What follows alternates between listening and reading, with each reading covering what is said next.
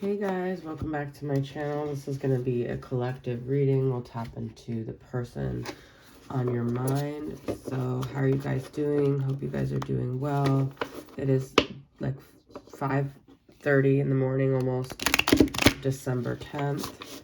So early morning reading for me. All right, let's get the overall energy. Let's see the person. We're going to just get right into it. The person on your mind. Where are they at? Maybe you're not in communication with them. Maybe you haven't heard from them. Maybe they haven't heard from you. Whatever it is. The person on your mind. What is their overall energy? Page of Swords. Well, despite the fact that you haven't heard from them, they're either keeping tabs on you. Now, if you have no access to this person, this is definitely them keeping tabs on you, because this is like kind of the social media stalker card. So they're definitely keeping tabs on you. Perhaps they saw something, and I feel like their perception of what they saw could be skewed. They're just trying to get information about you, but they don't have all the information. This could also be that you could be hearing from them. They could be saying, oh, I saw something, but this person is watching you. So if you haven't heard from them, and this energy is coming up, then there's kind of a shady energy, because I feel like they're kind of watching you, lurking in the shadows, not to scare you, but, and when I say stalker, I don't mean scary either, but this is like my social media stalking card.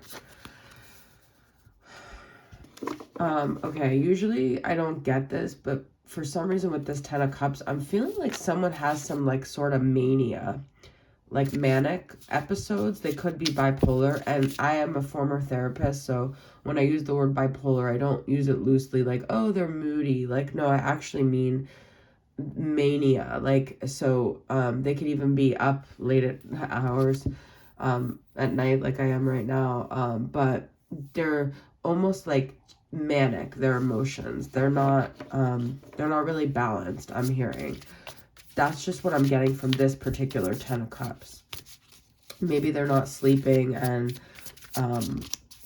it's causing them to have mania here. The 7 of Pentacles has been coming up a lot.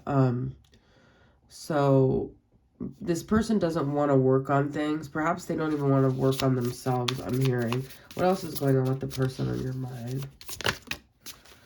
But then we do have, I feel like this person wants the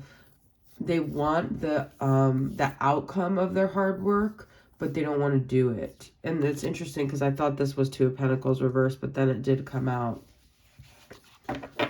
Perhaps they feel like they have too much to juggle and they're just not capable.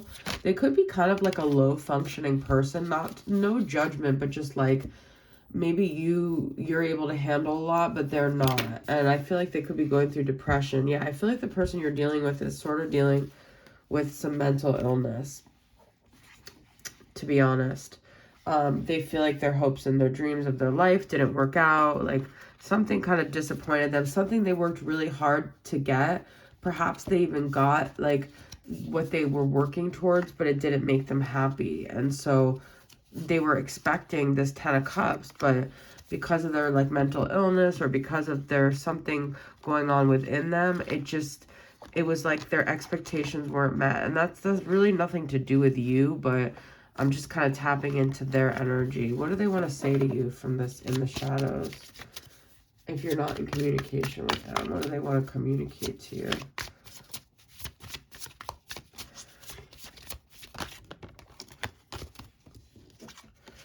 You did not break me. I've been here before with others. I focused on you instead of my grief. Okay. So there's some codependency here. I feel like they're afraid to get hurt. Like, they're a little bit almost like paranoid. Like, they think that you're like out to get them. I'm telling you, there's like mental illness. I don't want to do like a disclaimer on this video, because like it's tarot and I'm really just tapping into energy. So I don't really know. And I don't want it to be like heavy like that. So I'm not feeling it's like that heavy, but I feel like this person has trust issues.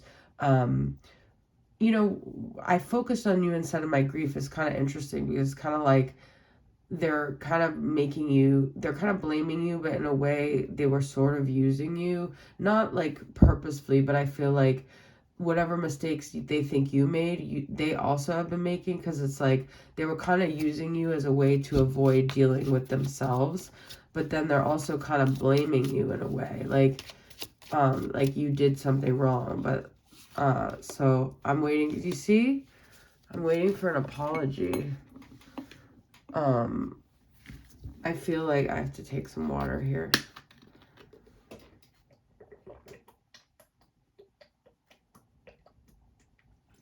Maybe you feel with this statement, like, I've been here before with others, like, you're like, did I really do something, or were you just having this narrative and you projected it on me that I was gonna do something, or that I am that person? Because if you go into a situation like you're dating and you've already been broken before, and you just think everyone's going to break you, sometimes you're not really giving someone a chance, because you just have that belief system and the person never really had a chance. So it's kind of like people have to address their own, like, trust issues, you know.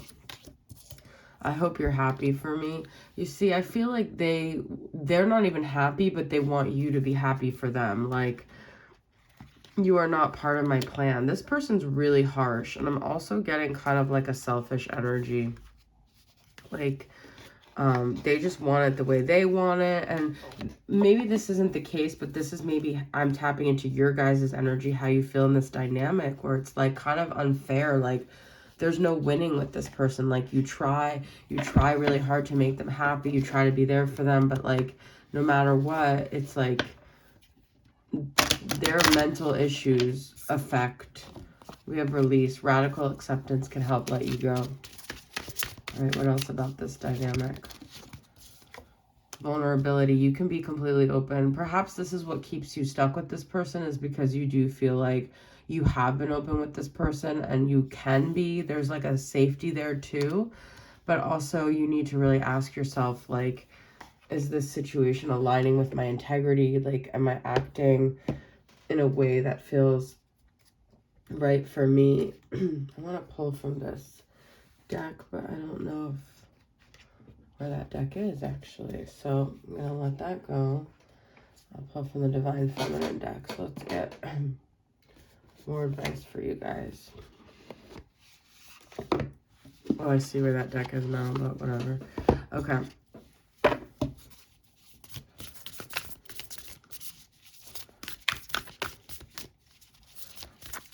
Maybe they're struggling with some mental illness. Maybe you're also struggling with mental illness. You know what I mean? So maybe sometimes two people that have issues or just really need some time away to work on things. The goddess of sanctuary, no matter where I am home. The most sacred sanctuary is found. I love this, because some of you guys might be feeling like you can't seem to find an external situation that brings you comfort, but perhaps you're realizing, like, you can go anywhere in the world. If you have home within you, you could always retreat to that place. If you're safe with yourself, then you don't need to find, I mean, of course, you don't want an environment that's horrible and toxic and chaotic and triggering, but if you can find that sanctuary within yourself, then you're realizing that you can be amidst challenging situations and still find a sense of peace. But at the same time, that doesn't mean, like I said, to subject yourself to toxic situations and people. The apostle to the apostles. I am the bridge between heaven and earth. I am fully human and fully divine. I feel like this is also saying, give yourself grace, because you may be on the spiritual path and you may feel like, I should act in this way. Like, you hold yourself to these standards, but at the same time, you are still human, and you also are still fallible, and you do still make mistakes. This is for you and the other person. So I feel like something about perfection and imperfection is coming up here. Like, embracing your imperfections and knowing that it's okay to make mistakes. It's okay to not always be doing the perfect thing. Sometimes you're not the best friend. Sometimes you're not the best partner, and that's okay. We're all making mistakes as we go. Out trick-or-treating. We're here. That's weird. I have to think about that one for a minute. Lantern Fairy, a clear solution. Well, I feel like something may pop up. It says this could be someone's birthday, 5/24, so you could be dealing with a Gemini. My friend and I have this joke. You may be dealing with a Gemini. That's literally. But We're here. Something unexpected. You know, someone could show up that, or someone maybe did show up. Some third party could have showed up and kind of messed this situation up, or just kind of disturbed the flow. And it was just like unexpected on both of your parts. And in a way, it made people see clear. It changed the course of things, but it gave people more clarity when it came to things. Oh, you miss someone, guys. But I think they miss you too. But I think your fear is that they don't miss you. Let's get one more on that. Aloha healing. This person left and came for your healing. Number 19 and 29, and stifled, bored, stuck. Remember that even though you can miss someone, sometimes it's good when someone departs.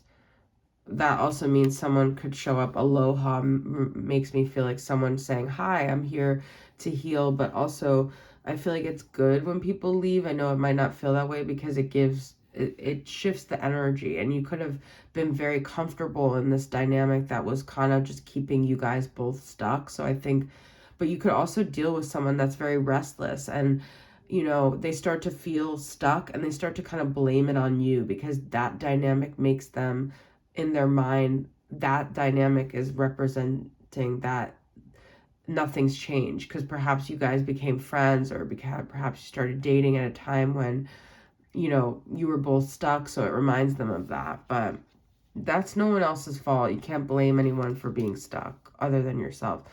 And then I think we had release, now we have holding on way too tight. So I think the ultimate message I want to say to you guys is, no matter what you're going through right now, if the thing that's causing you the most grief, I think that's the most important thing to release. Or the thing that's making you think, like the thing that's keeping you stuck is the thing that you need to like release. And it may be the hardest thing you have to do, but through that will come like your ultimate change, okay? So I hope this helps you guys. Thank you for being here. I'll see you guys next time. Bye.